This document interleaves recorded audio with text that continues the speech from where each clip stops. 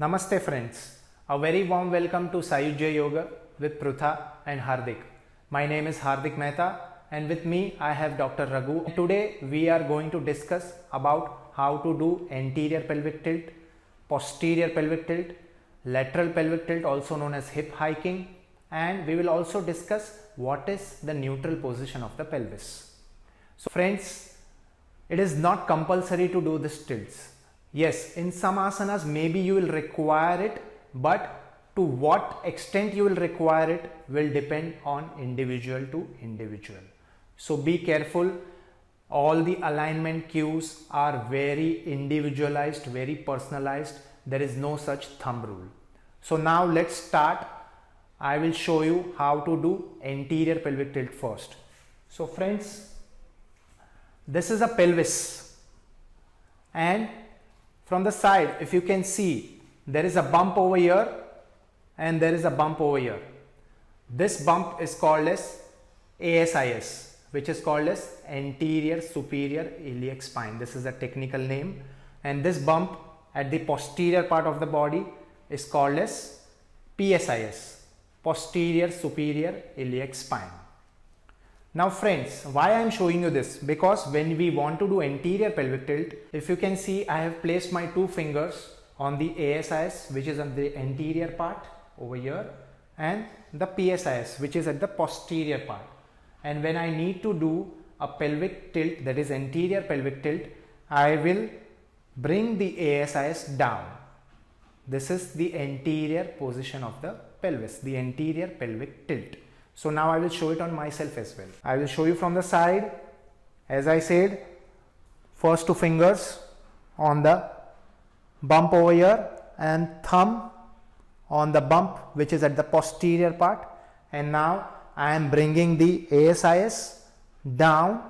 This is called as anterior pelvic tilt. And now what is posterior pelvic tilt?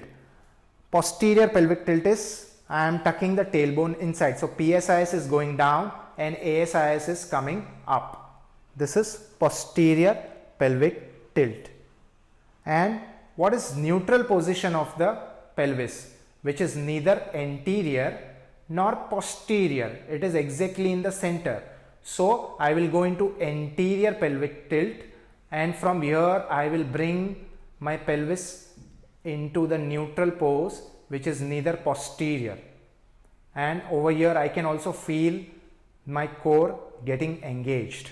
So I will show you the posterior tilt on this pelvis as well. So we saw anterior pelvic tilt like this, posterior pelvic tilt, the tailbone is getting tucked inside. If you can see the tailbone over here, it is getting tucked inside. This is posterior pelvic tilt.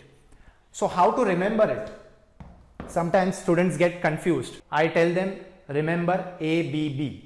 That is, anterior tilt is buttocks behind. Anterior tilt, buttocks behind. Posterior tilt, tailbone tucked in. Okay. And now let's see hip hiking, which is also called as lateral pelvic tilt. So lateral pelvic tilt is when I am just taking one part of the pelvis on the side. So you can see that one ASIS has gone up and another ASIS is down. So let me show you on this pelvis also what is hip hiking.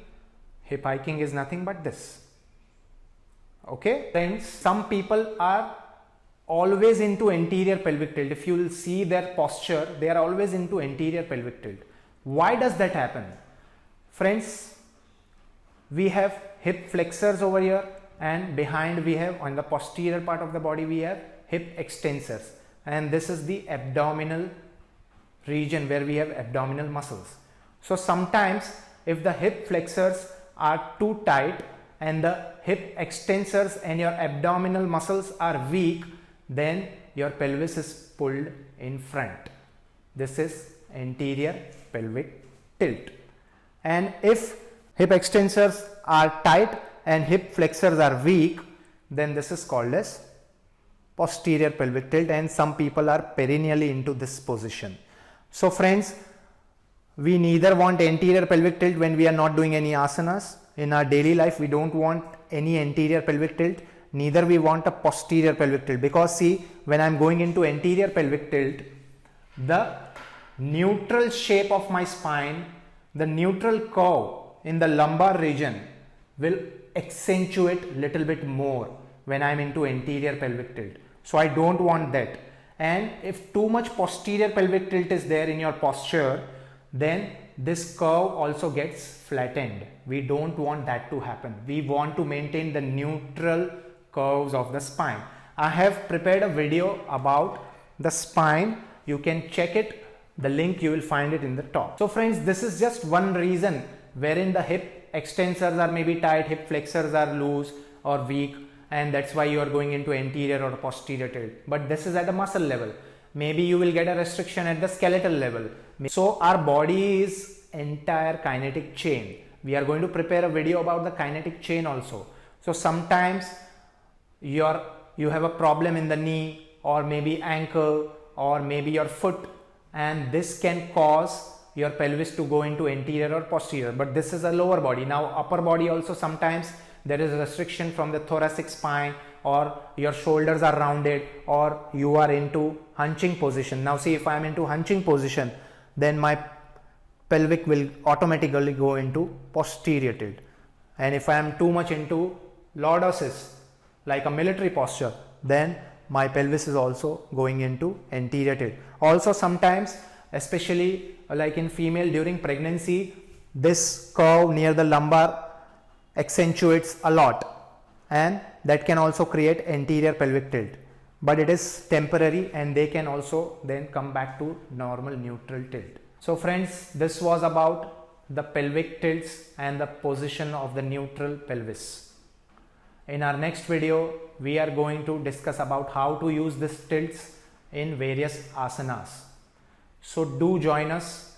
If you like this video, please press the like button, subscribe our channel to get regular updates about our video, share it with your friends, and don't forget to press the bell icon for regular updates about our new videos. Thank you and namaste.